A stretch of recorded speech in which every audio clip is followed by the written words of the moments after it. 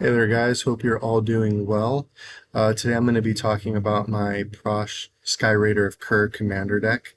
I've had this deck since 2013. It is the very first commander deck that I got.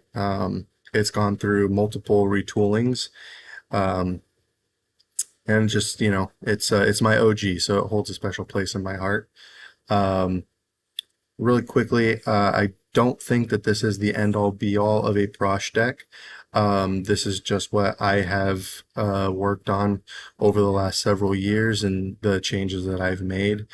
Feel free, to take some advice from here, or, you can ignore it. It's fine by me. So really quickly, we'll go over Prossh. He's a 5/5 with flying. When you cast him, you create X01 red kobold creature tokens, where X is the amount of mana spent to cast him. So obviously, the more times you bring him out, the more you get out of him. And then you sacrifice another creature, and he gets +1/+0 until the end of the turn. Um, so really quickly, going over the lands, a lot of pretty standard stuff here. Bojuka Bog, this is a personal touch for me, due to my brother-in-law always with that green deck where he gets to play stuff from the graveyard. This is kind of a counter to that. Um, if it's well off into the game, it pays off a bit more, but it's always good to have, I think, in general. Um, Opal Palace, I do think, is necessary for Prossh because you get that extra +1/+1 counter.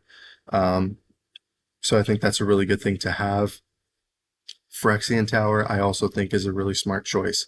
Uh, you sacrifice a creature and you get 2 swamps out of it. So obviously, the more tokens that Prossh brings out, the more you kind of have room to work with. So it does give you a little bit more bang for your buck. Prismatic Vista, I think, is very useful. To pay 1 life, you get to search your library for a basic land card, put it on the battlefield, and then shuffle. I think that's very good card to have. Temple of the False God, Terramorphic Expanse, all really good cards to have. Um, as far as artifacts go, Ashnod's Altar, I definitely think is a necessary one. Sacrificing a creature, you get 2 colorless. So again, maximizing the tokens. Some people, when I first got this deck, my main goal with the tokens was using them as chump blockers. Now I'm using them as a resource, to gain more mana out of it. But you feel free to do what you want on that one. Cornelian Orb of Dragonkind, you get a red. If it's used on a dragon, it gains haste. I do have a Gilded Lotus, add 3 mana of any one color. I'm not too sure if that's going to stay, just due to the fact that I don't really use it a whole lot. Um, Kind of just depends. Herald's Horn is a good one. I mean, I think it's necessary for any tribal deck, but they cost 1 less, and you potentially get the opportunity to draw, 2 cards for your turn. And then Monster Manual, that's the main purpose of this one. The Zoological Study one is, it's useful, but kind of just depends. For me, I originally had Quicksilver Amulet, which was 4 colorless to cast, 4 colorless for its ability. This is a green and 3 colorless to cast, and then 1 green and 1 colorless. And it does the exact same thing. I may put a creature card from my hand onto the battlefield. So it's a little bit quicker, which is exactly what I would want. Now, as far as the enchantments, Cover of Darkness, I think, is great for Prossh.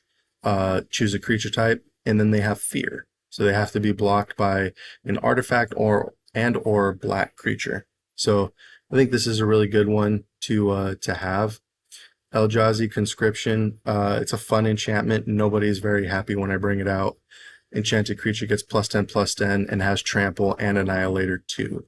Um, yeah, no, nobody's a fan of this card, but it makes me laugh whenever I bring it out. Another great enchantment is Parallel Lives. If an effect would bring one or more, or create one or more token under my control, it creates twice that many. So it's really good for Prossh, to get double those tokens. Again, gives you more options, not just for blockers, but if you have the cards that sacrifice and get you mana or other abilities, this can help you get there further. Pattern of Rebirth is another good one. When an enchanted creature dies, that creature's controller may search the library for a creature card, put it on the battlefield. So again, giving yourself options, the way I look at this is I'm losing a creature, but I'm gaining one right back, so it's not that big of a deal. And then Rakdos joins up from Thunder Junction. When he enters the battlefield, return target creature card from my graveyard to the battlefield with 2 additional +1/+1 counters on it. So you choose how you want to use that ability. And then whenever a legendary creature you control dies, he deals damage equal to that creature's power to target opponent. So I definitely think, it will kind of slow your opponents down, maybe make them not want to attack as much.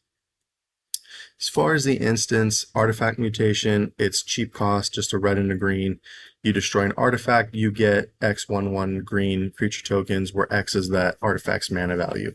So you could either get, a couple out of it, or you might get a lot out of it. Kind of just depends on how you want to use it. Cauldron Dance is again very useful to bring a creature from the graveyard to the battlefield, and then a creature card from your hand onto the battlefield. Again, makes it go by a little bit faster, gives you some options to work with, which I think is useful. And then Crypt Incursion, exile all creature cards from target player's graveyard, and you gain 3 life for each card exiled this way. I think it is a very good card, especially considering it is a very low cost card, and you could potentially gain a whole lot of life from it. Now, the sorceries here have gone through a very big change with a lot of these. Decimate, destroy target artifact, target creature, target enchantment, and target land. And you can't cast it unless you have legal choices for all the targets. So, for only costing a red and a green and 2 colorless, and it is a little mini board wipe, depending on when you play it during the game. I think it's a really great card, very useful. Let me see here. What else is a good one? Explosive Vegetation. Simple. 2 basic land cards, put them on the battlefield tapped. There are better options. I just like the card. I think it's a good one. Insatiable Avarice. I think this is a very useful card because, again, it gives you options. So you can pay the black to cast it, and then 2 colorless to search your library for a card, then shuffle and put that card on top. May or may not work out the best, or an additional 2 swamps, and target player draws 3 cards and loses 3 life. You could potentially use that on yourself. You could potentially use that on somebody else. Kind of just depends. Insurrection. If you've seen a couple different videos, Insurrection is a a very near and dear card to me. Untap all creatures and gain control of them until end of the turn. They gain haste until end of the turn. Now, the great thing is 9 times out of 10, I'm winning off of this card. And the other great thing is, while you're reading it, it does say untap all creatures, but for those of you that might be new, the creatures don't need to be tapped for you to gain control of them. You will gain control of them whether they are tapped or untapped. So, I mean, really, really great card to have. Kindred Dominance, another great board wipe. Choose a creature type, destroy all creatures that aren't of the chosen type. Really great card. Rise of the Dark Realms. This is also another card that you could potentially win. Put all creature cards from all graveyards onto the battlefield under your control. Great card to have. Especially, if you are going against people that use very creature heavy decks, or even for yourself, it can definitely help out a lot. And then Tempt with Immortality, again, bringing stuff back from the graveyard. With all the sacrificing that you can do, it's really, I think, very important to have cards like this. So it's a tempting offer. Return a creature card from your graveyard to the battlefield. Each opponent may do the same, and for each opponent that does, you get to return another creature card from the graveyard to the battlefield. So again, it could potentially, you'll at the very least get 1 creature out of it. You could get 2 or more. Really, honestly, I think it's a pretty good option. And it does cost 5, but as you can probably well see, I run a lot of expensive creatures, so it kind of outweighs the cost. As far as the creatures go, I'm going to go through a few of them. Akul the Unrepentant, also from Thunder Junction.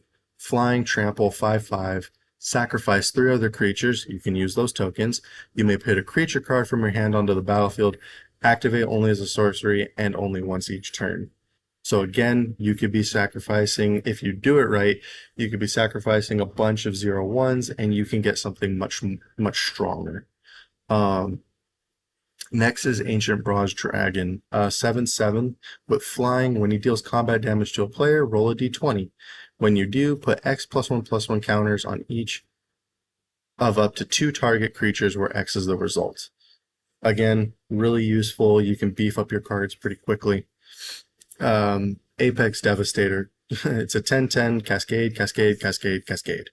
Um, I mean, this card is it's absolutely hilarious to me.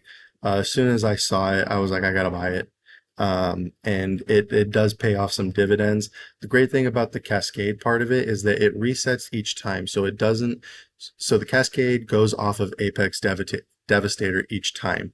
So even if you were to bring something out that's only a 5 mana cost, the Cascade resets each turn. So you still have a lot of options to bring out some pretty cool stuff. A Tarka World Render, I think, is absolutely necessary for a Prossh deck. It's Flying Trample, it's a 6/4. Whenever a dragon you control attacks, it gains double strike until the end of the turn. So as you can imagine, if I have a Tarka and Prossh, and I have Eldrazi Conscription attached to Prossh, I am essentially destroying you in 1 turn with commander damage. Let me see. Dragon Broodmother. This is another good one. This is actually a very new addition for me. At the beginning of each upkeep, create a 1/1 red and green dragon creature token with flying and devour 2. As the token enters the battlefield, I may sacrifice any number of creatures. If it enters the battlefield, I'm sorry, it enters the battlefield with twice that many +1/+1 counters on it. So, pretty good resourceful card. Goldspan Dragon, I actually think is a pretty underrated creature. It's a 4/4, flying in haste. Whenever he attacks or becomes the target of a spell, create a treasure token. But his treasure tokens are 2 mana of any one color, not just one. So I think pretty underrated, very useful card to have. Hoarding Brewlord. This is again a new addition to my deck. So it's a 7/6 with Convoke and Flying. When it enters the battlefield, search your library for a card, exile it face down, then shuffle. For as long as that card remains exiled, I may play it. Spells I cast from exile have Convoke. So as you can imagine, this is something where I might bring out Rise of the Dark Realms, possibly Insurrection, maybe even Tempt with Immortality if I felt it was necessary. But the fact is, you get to pick any creature, or I'm sorry, any card. It could be a creature, it could be an instant. If you are trying to beef up real quick, you could bring out that Apex Devastator. So it's a really good, useful card to have. Junji the Midnight Sky, I think, is a very, I don't know if I would say it's necessary for Prossh, but I do think it's useful. And I do have the other versions of it. Atsushi the Blazing Sky and Kora the Boundless Sky, they all do something similar. But I think Junji for me has paid off more due to the fact that it is a flying with menace. And then when he dies, either each opponent discards 2 cards and loses 2 life, or put a non-dragon creature card from a graveyard onto the battlefield under my control, and I lose 2 life.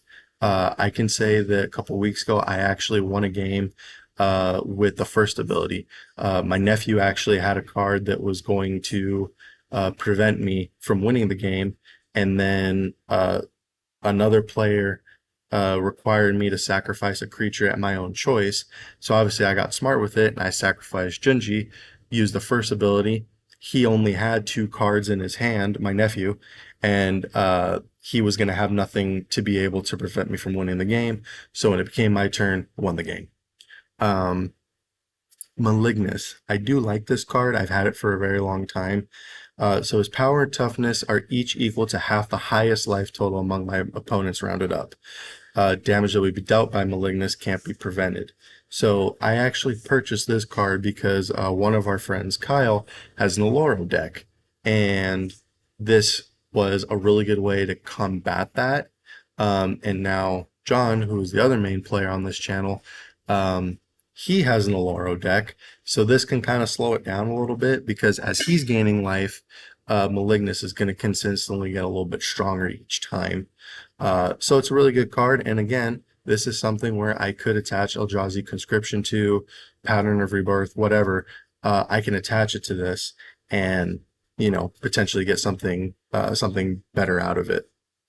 And then Molten Primordial, this was added about a year ago. The main reason why I added this is because in the pre-con Prossh deck, there is a card, I'm forgetting the name. I think it might be Flying Manticore or something, but it is it's a creature that when he enters, you gain control of another player's creature. So Molten Primordial does the exact same thing, but you get a creature from each opponent, and they gain haste until the end of the turn. Opportunistic Dragon. This is a fun little card that I got. I think it's useful depending on when you play it. So 4/3 with flying, and when he enters the battlefield, you can take a human or artifact an opponent controls, and they lose all their abilities. So depending on the kind of deck that they're playing, it could kind of maybe slow them down or inconvenience them, however you want to look at it. Ragefire Hellkite. Pretty good cards. 5/3 flying. When he attacks, I may sacrifice another creature, and if I do, he gains double strike until the end of the turn. So if I don't have a Tarka out, or I'm looking for a kill shot, or maybe just to get rid of something, I can sacrifice these tokens and gain a little something out of it. Ryusi the Falling Star. I tend to kind of use this one for chump blocks, because interestingly enough, I am the only one amongst my friends that really plays flying. So this is a really good way to kind of deter people from attacking, or people might just accept it and they're just trying to, slow me down. So kind of just depends on how you want to look at it. I think it's useful. Savage Ventmaw, I mean, whenever he attacks, 3 red, 3 green, useful. Suchi, this is actually the oldest card I have in this deck. It is very heavily played with. It's worth $100 near mint, but I mean, being honest, it's not near mint. But when he dies, you get 4 colorless. So I'm on the fence if I want to keep it. Again, I mainly use this for chump blocks. And sometimes it works out, sometimes it doesn't. Or if I'm really in a bind, I could always just sacrifice it, and then I get the 4 colorless, and then if I have Ashnod's Altar and Phyrexian Tower, I can get a good amount of land going. So it kind of just depends. It doesn't always work out that way, but it's a good thing to have. Tyrant's Familiar, it's a great lieutenant. Flying haste. When I control my commander, he gets +2/+2, and whenever he attacks, it deals 7 damage to target creature defending player controls. So I mean, for me personally, I think it's a good card to have. It's in the Dragon deck as well. I like it. It's a good card. Udvara Hellkite. I think this is also a very necessary card for Prossh, especially with the possibility of having parallel lives. It's a 6/6 with flying. Whenever a dragon you control attacks, create a 6/6 red dragon creature token with flying. So again, loading up on tokens, loading up on the ability to block or to sacrifice. You choose how you want to do it. But I do think that this is very necessary for Prossh. And the last one is Ziatora the Incinerator. Also a very new card for this deck. It's a 6/6 with flying. At the beginning of my end step, I may sacrifice another creature. When I do, Ziatora, Jesus, deals damage equal to that creature's power to any target, and you create 3 treasure tokens. So obviously, a lot going on there. I do think that that's a very useful card to have. And as you can see right here, depending on where you buy your cards, this is about how much this deck can run you. So if you're buying all the cards from TCG, 310. Card Kingdom, which is mainly where I do it, it's a bit faster for me. I get store credit from them. So as I buy cards, I choose what I want and don't want. Um, this works out for me. I can guarantee you I did not spend $415 on this deck, because most of these were either extremely lucky pulls, or I've had these cards for so long that they were worth nothing then, and now they're worth quite a bit now. Um, so I did not spend that. But yeah, this is my Prossh deck. I hope you guys enjoyed going through it with me. Again, feel free to make any sort of suggestions in the comments, or you know, any other advice that you feel that you want to pass on. But this is my Prossh deck. I'm very happy with it. I'm very proud of it, and yeah, I appreciate you all for taking a watch.